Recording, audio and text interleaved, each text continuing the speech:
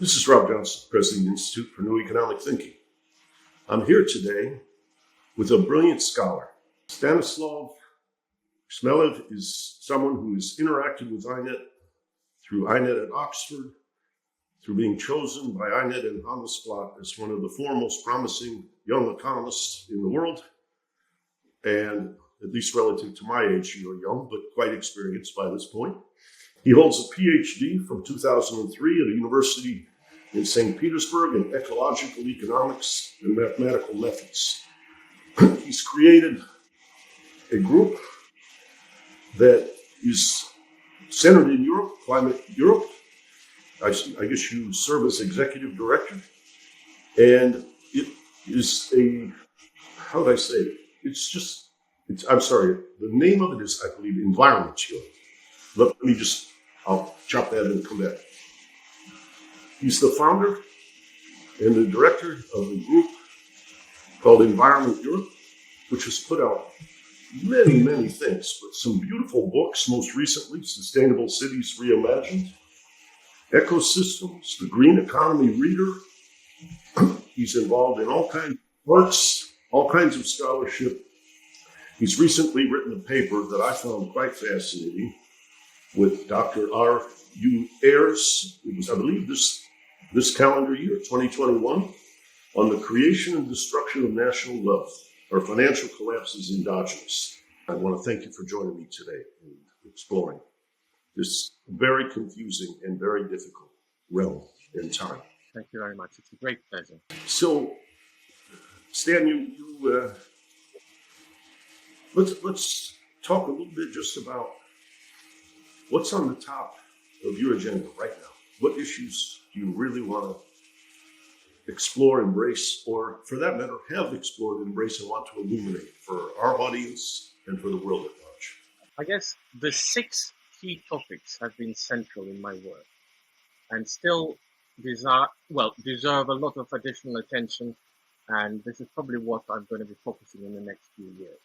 These topics are, first of all, multidimensional assessment of progress for countries, companies, cities, and regions. It's the subject of ecosystems and biodiversity.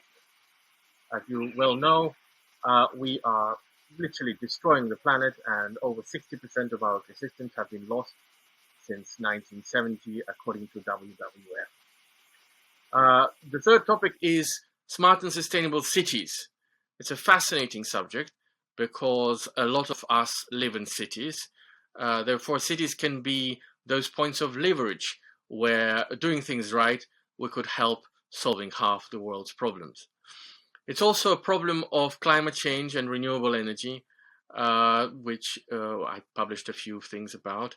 The issue of circular economy and sustainable waste management, and the new interest in decision making and also new sustainable business models, because ultimately, whether you like it or not, businesses will have to play a major role in getting us out of this mess. I don't see it otherwise. And the sooner the better. They realize that there is a new way. And there are examples, of course. We're not going to be talking about it in too much detail, but a B corporation comes to mind. They are acknowledging and encouraging the work of those businesses that really think outside the box. So not just profit maximization, but other things as well. And I would say that this going or looking outside the box has been a major paradigm in my whole career. I've been looking at interdisciplinary interactions, at things that are not explained very well, at what goes or what lies beyond GDP, using the metaphor that is currently on everybody's minds, and starting from the work by Herman Daly, who was one of the first to actually conceptualize the general model of economy environment interactions. It's a very early piece, which is almost forgotten now. It's a paper from 1968. And later on, Herman Daly proposed an alternative to GDP, where he corrected it for certain things that either shouldn't be there or should be included and haven't been. So this was called the Index of Sustainable Economic Welfare. And inspired by this, I in fact went a step further and proposed a new set of methods which use multi-criteria decision aid tools and multiple indicators of macroeconomic performance, not just in economic terms, but also in environmental and social terms, and bringing it all together to really see what is the true progress that certain countries are making, and whether the things are going forward or backward on the balance of evidence. So in your work, let's dive in a little bit. Sustainable cities.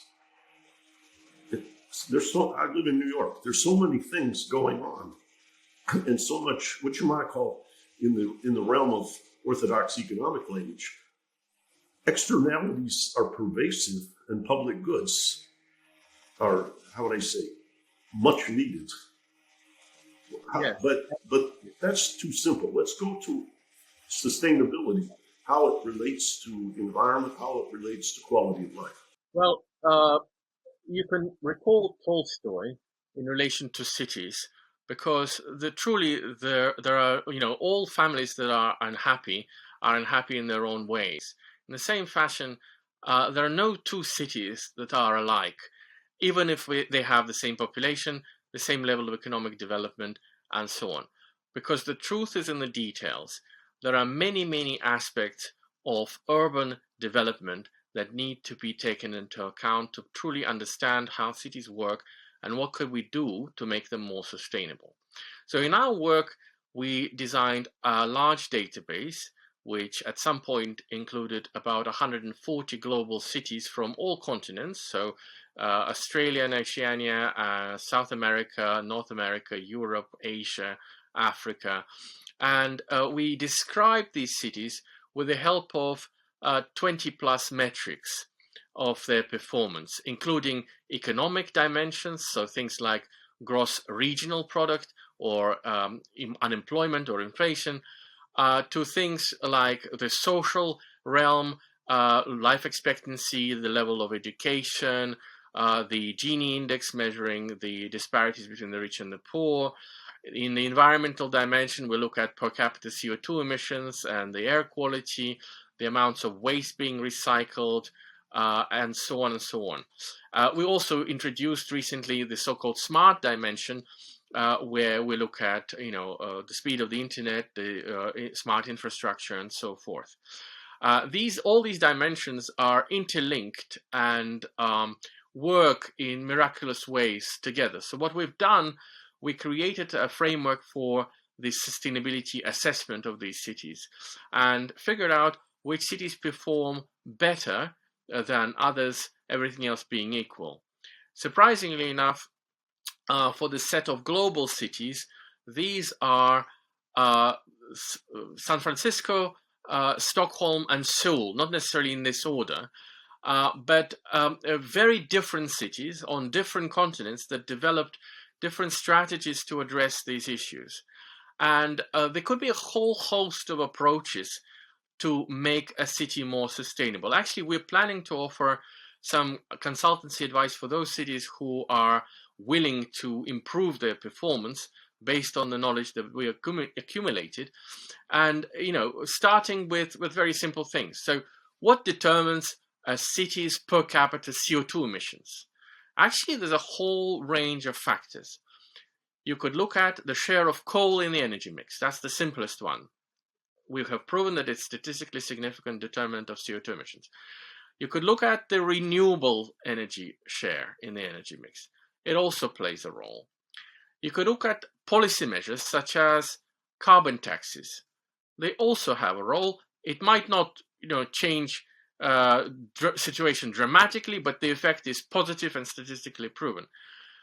There is a massive factor which people tend to overlook, which is the percentage of all trips that people make using walking, cycling, and public transport. Actually, I would argue that this measure alone is on the par, if not more important, than transitioning from coal to renewable energy. This is what people most of the time neglect. So we look at public transport systems, we look at the cycling infrastructure, we look at how city centers are pedestrianized. Some of the earliest examples of pedestrianization come from Swedish and Danish cities, such as Stockholm, Gothenburg, Copenhagen, and a few German municipalities. And actually this shows in numbers because Swedish cities are very high up at the top in the global ranking. So there are other things as well. For instance, recycling rate. Surprisingly enough, and I'll give you, an extreme example, a city of Hamburg, where about 50% of electricity is produced using coal, has a very high recycling rates.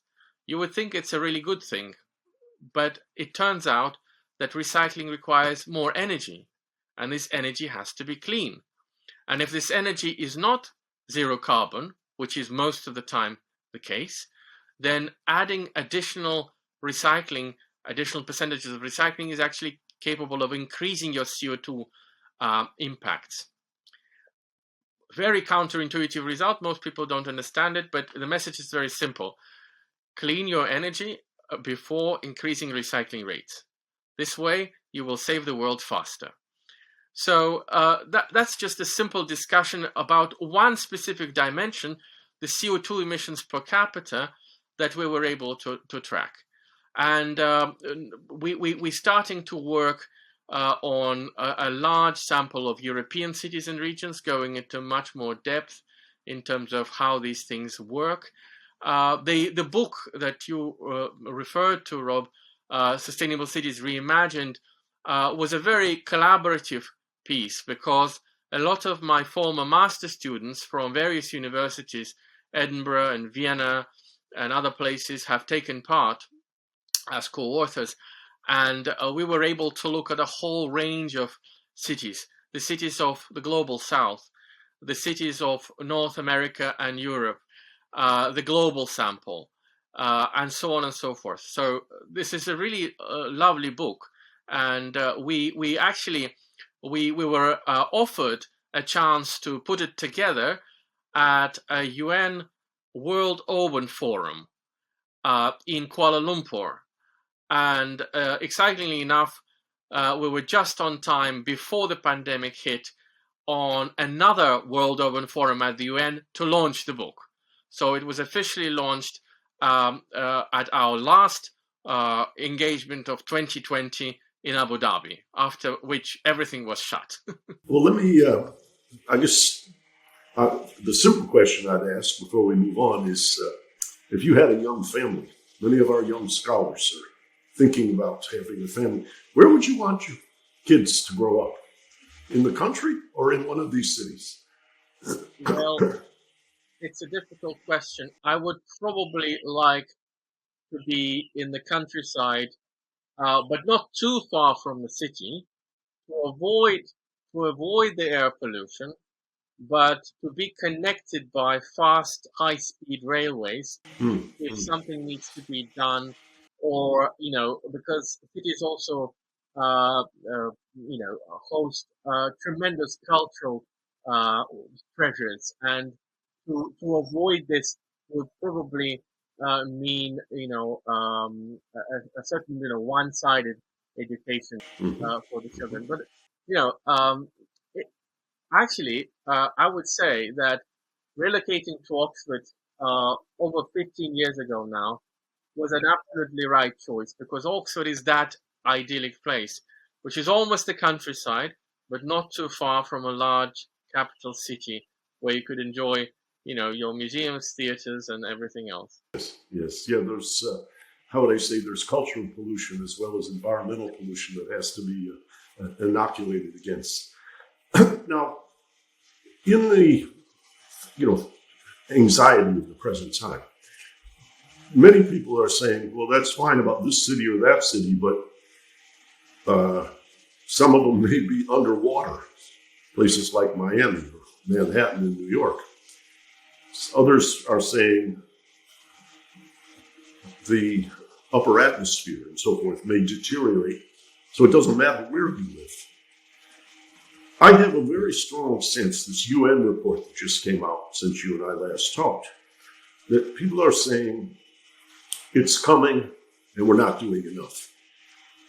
It feels like the wake-up call is here.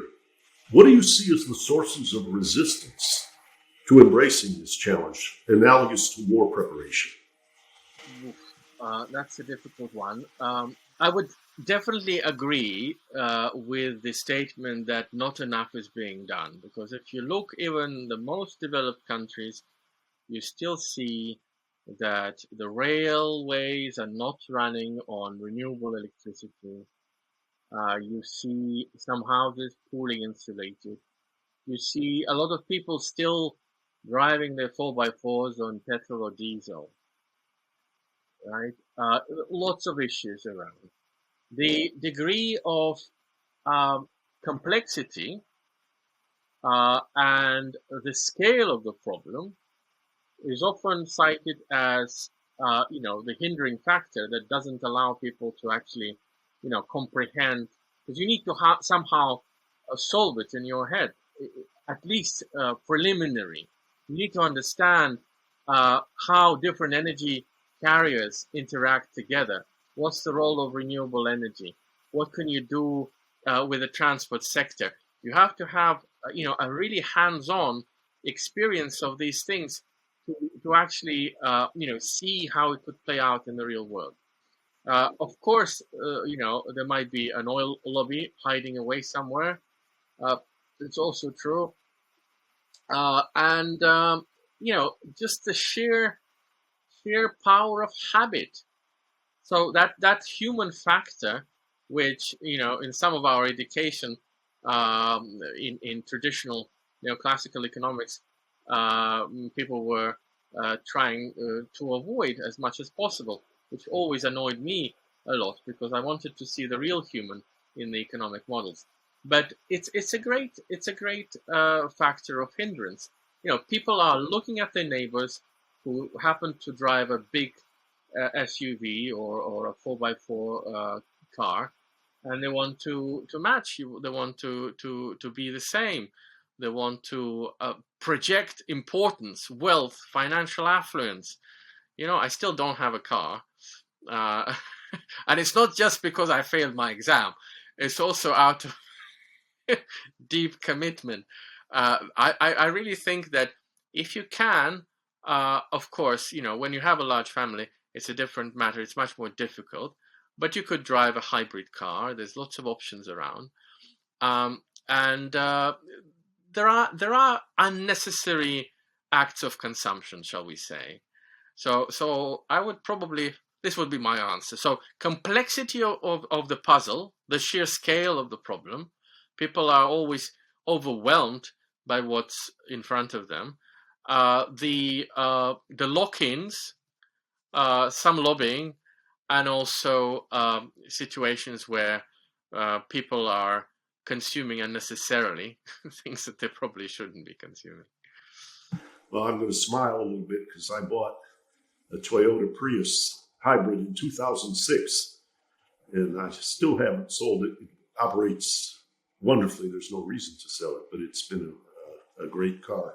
Though my daughters now 9 and 12 are getting bigger and wanting to bring friends to the movies and stuff, so it's feeling a little tight. But perhaps we'll have electronic cars on the horizon that will alleviate the space constraint while improving the environmental performance. But let me switch. I'm going to come back to something you said. You said something very important about the need to engage business. There are people who would demonize whether it's the fossil fuel industry or the transportation industry. But I guess the question is how to channel and how to unlock all that talent, all that expertise, particularly given the time frame for climate change, but having it be what you might call directed on a constructive pathway. The Naomi Klein, the famous environmental activist, her older brother Seth wrote a book, which I made a podcast on, called The Good War. And he used the analogy between Canada now, which is both a consumer and a producer of carbon, and the preparation for World War II, where Canada joined before the United States did, but how they shifted gears. Bill Janeway from my board and very involved in scholarship, written blocks about the relationship between technology and society, has a new course. And in the end, he's talking about how do we mobilize, how does the state mobilize and catalyze the transformation of the private sector so that it accelerates, first it redirects its attention, new bullseye, it accelerates the process for implementation. Bill's father wrote The Struggle for Survival, which is about FDR and war preparation. So that's why I bring this analogy up. What do we need from governments, from the state? What do we need to actualize the power and the energy of business that you described earlier? Well, I truly believe that business has a role to play in all of this, and this role is actually very important. I would probably break it down into several sub areas where I think the impact could be greatest. It is, of course, investment, and investment using not just the return, but also additional dimensions. My favorite, multidimensional approach, which is now called ESG, is a new term, environment, social, and governance approach. There is ample research that shows that ESG investments even give you higher financial returns, among other things. So what's not to like there, right? But it's still not 100% of portfolios of the pension funds and sovereign wealth funds and us investors, private investors as well. So not every bank allows you to invest in ESG fund or gives you such an opportunity. So that probably will need to be changed very fast. There is another major dimension, which is to do with the business model. Now, we all know the traditional formulation of the business model, which actually was carried out not so long ago. The famous book formulating the business models of 2014, I think. There is a new approach available, which is called the multi-layered business model. On one level, we're looking at everything to do with the markets, competition, the unique selling proposition, constraints, costs, and all the other resources and all the other factors that are traditionally part of a well-known business model. But at the same time, we have two extra layers. We have the social layer and we have the environmental layer, where we reflect on the impacts of our business operations strategically. We reflect on how we treat our staff, what is happening, in terms of the differences in pay between the highest paid and the lowest paid. What are the security mechanisms, the protections? Are we allowing women back to work without destroying their careers, which, as we know, sadly is happening all over the place, and so on and so forth. And the environmental field, we look at where we acquire resources, how we receive our energy, how we use water, how we travel, how we feed our staff, and all the other things that happen with our operations. And we try to reconsider the whole principle of offering a good for sale and trying to move towards more of a service-centric approach, looking longer term, looking at receiving or accepting used products again for recombination, reshuffle, or repairment, those types of things. Because there is a very popular buzzword out there right now, which is circular economy. For me, circular economy is never going to work unless we're going to solve the issue of built obsolescence. Because recycling everything forever, when goods like phones, computers, cars are designed for 2 years maximum, is equally going to destroy the planet if we don't recycle and just throw it away. what will be really the solution is focusing slightly more, I'm being deliberately gentle, on longer, more durable products. And of course, building in the circularity so that when something goes out of business, you could extract the valuable elements, you could recombine and make sure that it works again. As a guy who grew up in Detroit, Michigan, the echoes of planned obsolescence come to mind as I'm listening to you, where, how they say, having the car wear out means you need a new one, and changing the features, including the aesthetic features, inspire people to want to have like the latest. You were referring earlier to what you might call vanities about cars as opposed to the functionality. And I think planned obsolescence played into that strategy as well. Let's talk a little bit about your new paper with Dr. Ayers on finance and how is wealth generation and what you might call sustainability or resilience created, and when is the system flawed and it performs like 2008? Well, I have to start with the statement that this paper is really, a first important step in a much larger grand scheme of things, and we're planning to do a lot more. The idea was relatively simple: to try to empirically trace the possibly overlooked factors that either triggered or didn't protect us from the financial crisis of 2008-2009. And we were fortunate enough to get a very large data set on the US economy going back to the First World War. So it really is 100+ year data set. So a very good starting point. And empirically looking at the data, and very much inspired by the research of empirical economists who actually always reminded us that a lot of economic facts take place in space and in time, which sometimes the traditional economists avoided.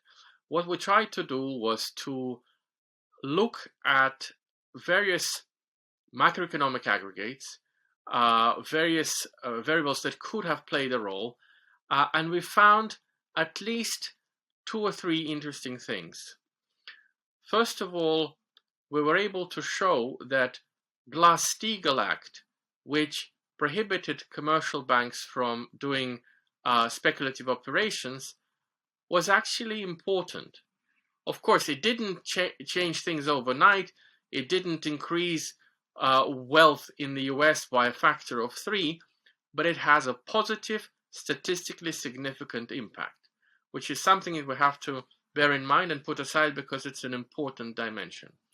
And then we were able to see that the changes in the oil price were also important as a precondition for the collapse that happened. So there was an increase in the oil price that wasn't anticipated. Plus, of course, we tried our very best to look at the derivatives market, but unfortunately, actually, if you look even today, the full data set on all the contracts since their beginning of the early 90s is not available. So you can't actually trace and empirically check any potential impacts, but we know the scale of the derivatives economy. It outstripped the real economy by a huge margins, by several orders of magnitude, which for me was also always a sign of a potential risk or concern, because financial innovation is brilliant unless it's capable of triggering a certain collapse. And therefore, looking at the cryptocurrency today, I cannot but recall my paper as a third-year undergraduate student when I focused on financial pyramids. because you could build a very simple mathematical model which will tell you when you should pack your bags and leave. And sadly enough, with all the good things said about cryptocurrencies being democratic, being a solution against the traditional financial systems and the government-led currencies, so far, I have largely failed to see the reason for this incredible excitement, because I see massive shortcomings. I see the existence of various so-called forks when the digital currencies stop being so secure. I see hyper expansionary dynamics of the prices of the currencies, which are not connected to any real value, as opposed to the value of being under the radar and transferring large sums of money without being checked. So there's lots of delays in processing the fees, processing the transactions. When I saw for the first time the laboratories somewhere in China, I think, where hundreds and hundreds and hundreds of computers are used day and night just to match a certain code to process the transaction, I almost cried, and I asked, why on earth all this computational capacity, which, by the way, generates CO2 emissions the size of Switzerland, the whole sovereign country, why can't they be linked to something more valuable? The search of exoplanets, the medical research, the climate modeling. You could equally qualify useful computational time and credit it if you want a certain transaction. Because so far, for me, looking at how cryptocurrencies work, it didn't make much sense. So cutting the story short, the paper is available. It's published in a free access journal called Sustainability. Everybody's welcome to read it, to comment it, to use it in their research. And we will carry on by looking at other dimensions, by looking at CO2 emissions, by looking at life expectancy, by looking at various other metrics that are part of our methodology for assessing progress for countries over time. Well, I'm listening. Obviously, INET was born in the traumatic birth experience of the great financial crisis.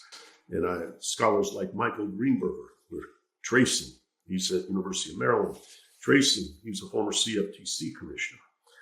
The growth of derivatives, and like you said, they kind of all went underground and offshore, and the ability to compile the data on the scale of them, though we know it's enormous, was not there. Earlier in my life, I was the chief economist of the Senate Banking Committee at the time of the 87 stock market crash. At the time, there was a fantasy in the derivative realm called portfolio insurance, which is a way you could handle your downside. But when the interaction between the futures exchange and the stock exchange in New York started to malfunction, it contributed to what you might call the fear that led to the sell-off. So I think there are a lot of vulnerabilities there and a lot of things. Richard Vague, who's on our board at INET, A Brief History of Doom, he talked about what can you see in the data that tells you when to pack your bags, just like you reviewed earlier. So I think there's a great deal of work there, and I know many people are not yet, how would I say, comfortable that we've learned the lessons of the great financial crisis. And there are a lot of people who are very concerned about what you might call the political economy that creates commodification of design and enforcement on behalf of the people who, which you might call, can take advantage of the mother of all moral hazards by being too big to fail.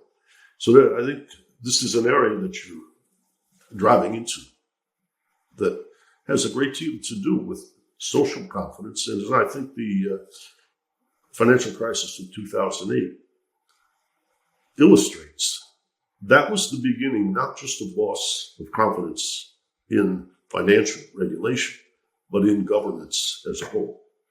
Because the financial sector is always considered, in those days, very sophisticated at the frontier, at times very prudent and discouraging us for taking off on unsustainable paths. And then they did it themselves, snapped their fingers and asked for $800 billion.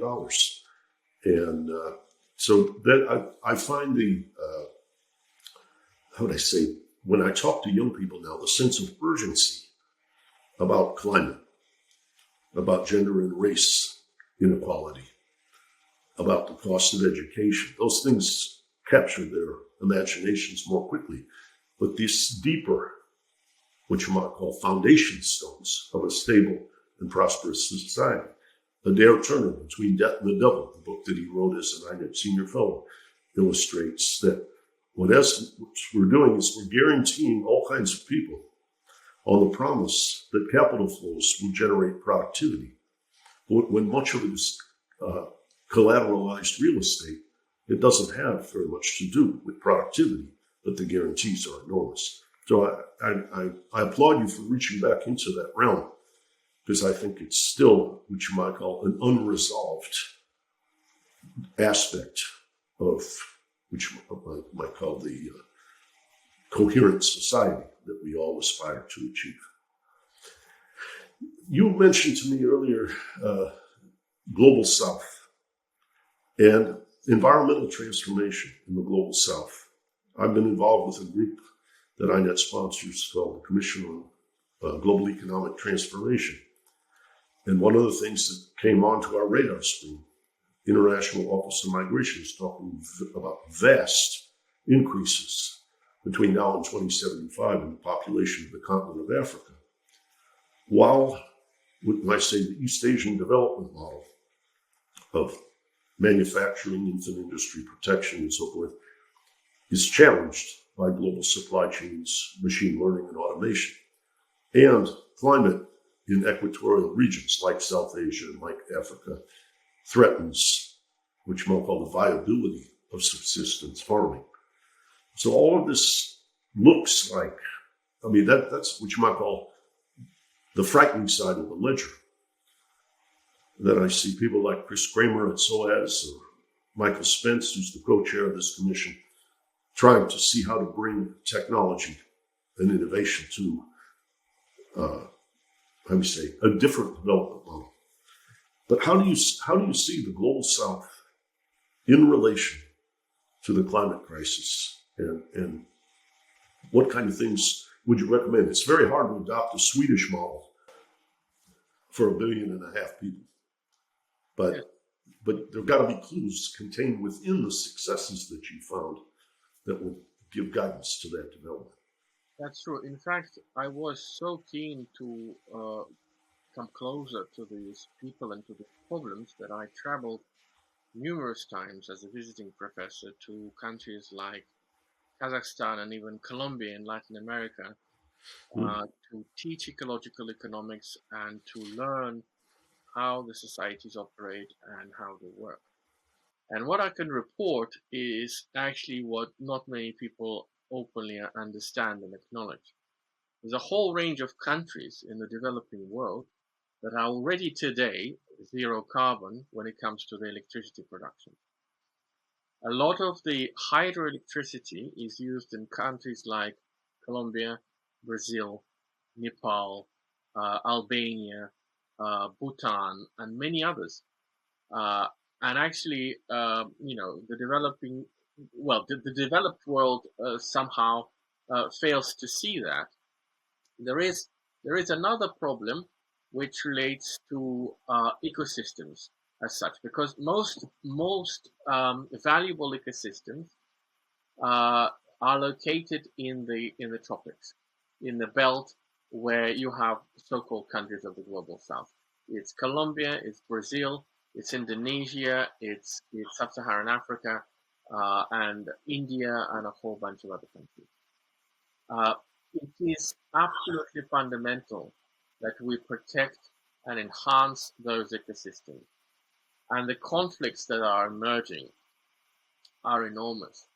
I was witnessing a story unfolding in Colombia where certain groups were aiming to privatize specific lands that are allied to a little bit higher than the capital city of Bogota, with the aim to explore for gold.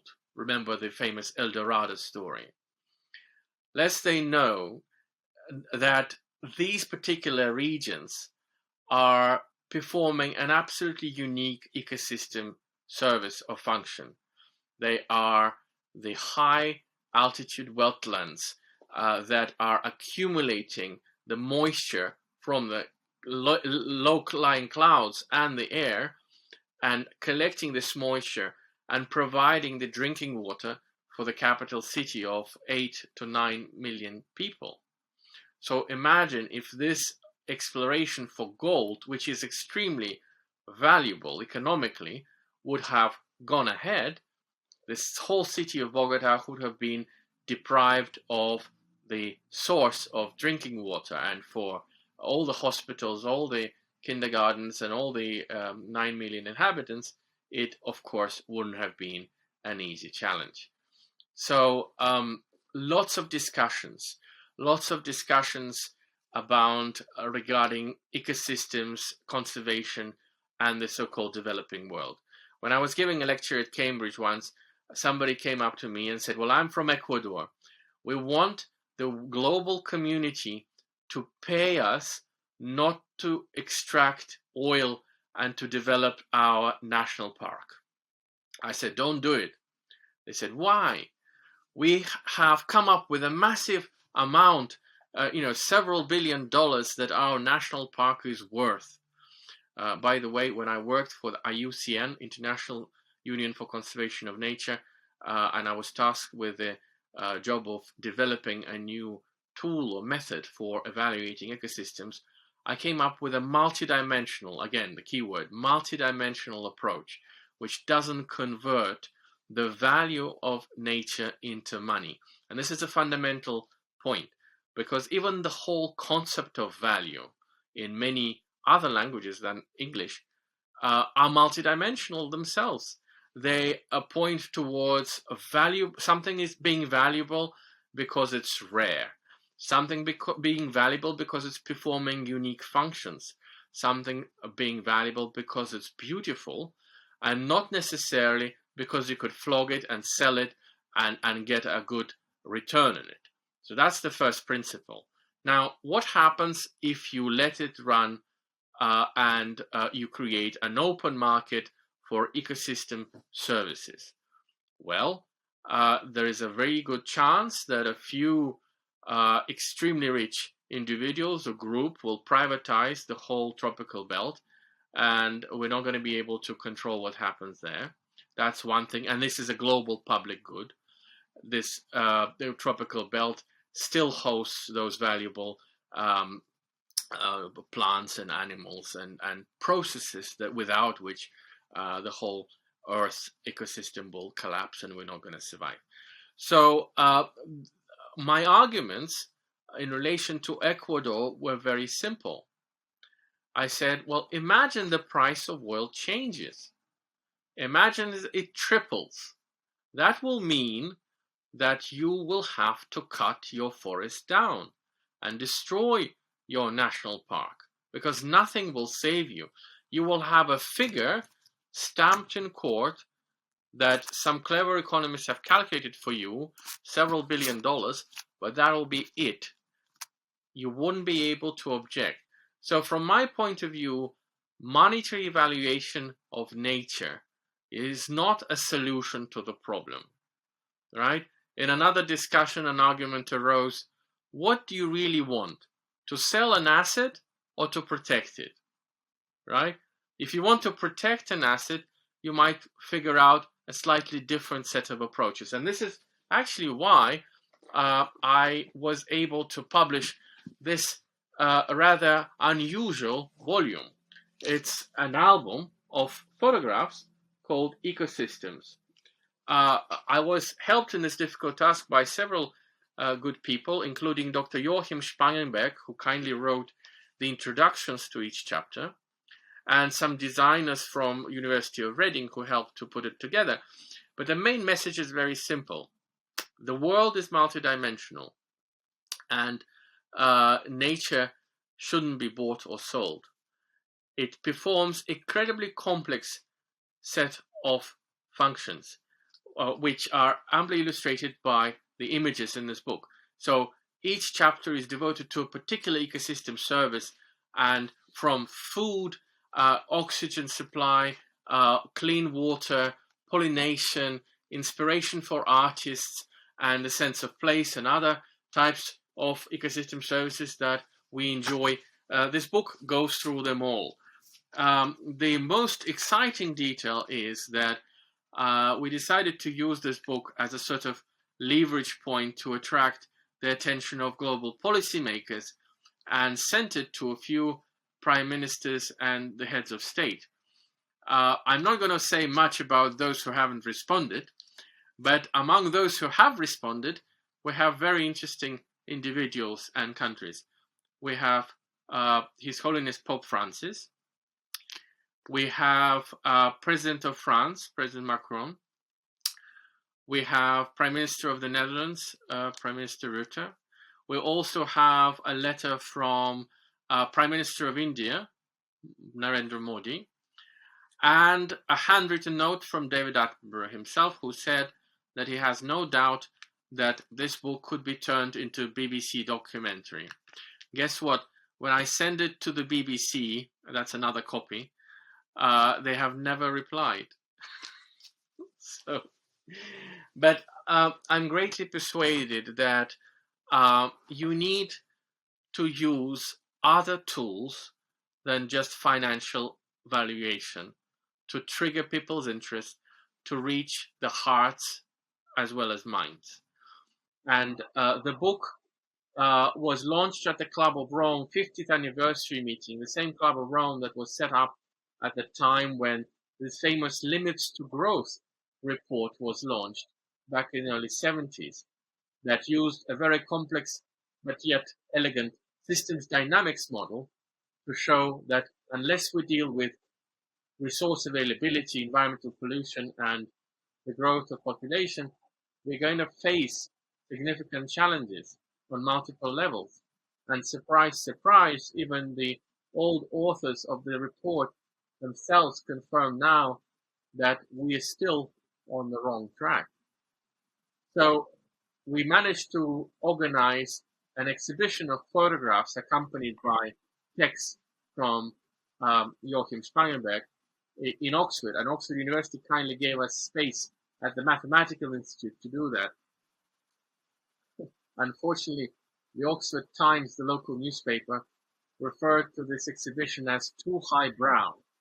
And the BBC Oxford said that we need to care for the masses. It's too niche. So I was puzzled to a great extent, because I thought, well, hang on a second. Somebody comes up with an exhibition and invites people to visit free of charge, and you prepare to stand in the way just because you think it's too highbrow. I went to the bar in Oxford, and the barman raised his eyebrows and he said, "Eyebrows in Oxford?" Well, I would say many different things. First of all, the idea that logic, numbers, statistics is the only way to connect with people is missing a great deal of the what you might call magnetic field one can generate. I recently made a 2-part podcast with a very wise man, Dr. Irvin Laszlo, and his connection of the spirituality of India with science and the notion of the importance of the arts was very, very central to his, what you might call the vision of wholeness. And at a time when we have to persuade people to embrace an enormous challenge, we need the what you might call the retro rockets of both the mind and the heart to get us over the hill. I noticed in your work, and we had talked about, you've had an exhibit, I think it was called Magical Realism, a series of photographs. We've talked about, you have an upcoming exhibit in Venice. Why don't you describe that for us? Because it feels to me like you're reaching into a dimension that very few social scientists either have the capacity to or the desire to touch base with. But in terms of filling out the full spectrum of awareness, how do you say? Your mathematical models are more highbrow. Your arts are for the heart-minded. Yes, I would agree. The exhibition in Venice is really exciting because I'm actually very humbled and very pleased because my art was selected as the creme de la creme of contemporary art of the whole world of 2021. There's only 120 artworks that were selected for this show. It's called Arte Laguna Prize, and it's going to be held in Venice at l'Arsenale di Venezia, where the famous Biennale is held every few years.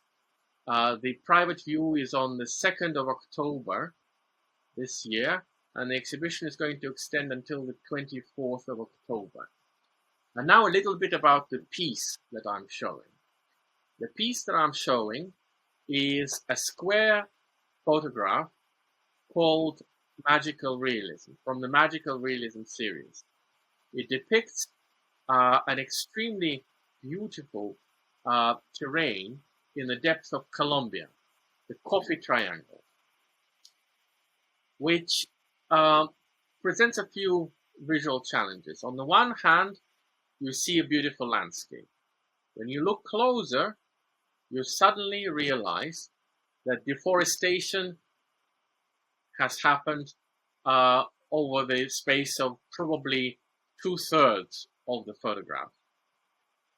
In fact, those hills were deforested at a very high pace until the moment in the early 1980s when a very iconic tree called Palma de Cera, the national tree of Colombia, was suddenly designated as a protected tree and a national symbol. So the ecosystem is supposed to be extremely lush and wild, with spectacled bears, yellow-eared parrots, toucans, pumas, and all other animals. I haven't seen a single one when I was there, because most likely a lot of the diversity has already been lost. So in the 80s, they were just about capable of freezing the moment in time, but it hasn't been, fully recovered since. And the whole point about 2/3 of the photograph depicting deforestation echoes very nicely with the stats that I've quoted at the beginning of this interview from WWF, which said that we raised over 60% of our ecosystems since 1970. And guess what? Did we had 100% in 1970? Well, of course not. It was much less than that. So the photograph is a little bit transformed. So the colors were changed, inspired by some beautiful early 20th century fauve artists. Some of the books you see here behind me, people like Matisse and Durand and others. And the colors also shout. So you're most welcome to visit my Instagram stream, which is called Environmental Artist with an underscore, Environmental Artist, and see somewhere below at a very interesting exhibition in Bristol a couple of years ago. I had a bunch of young kids coming to the piece, and I saw immediately that they were captivated. They were pointing their fingers at the palm trees, and they were arguing very, very intensely among themselves, which you never see, to that extent among the adults. And I was thinking, oh my God, it worked. It finally worked. So this piece is designed to raise a few more brows, to attract attention to the issues of deforestation and the crisis of biodiversity, to illustrate the point that climate change is a big deal, but it's not the only issue we're facing. There's more. And simply do it in a form that is also has the cultural significance. I should add that at our think tank, Environment Europe Foundation, we require additional funding. And one of our innovations, one of our innovative business models was to try to sell environmental art to attract funds for much needed research. So if you can help, this will be the best you can do. Acquire a beautiful piece of environmental art which will provide a colorful point of attraction and a talking point for all your friends for years to come, and also help us to do the much needed work that needs to be done.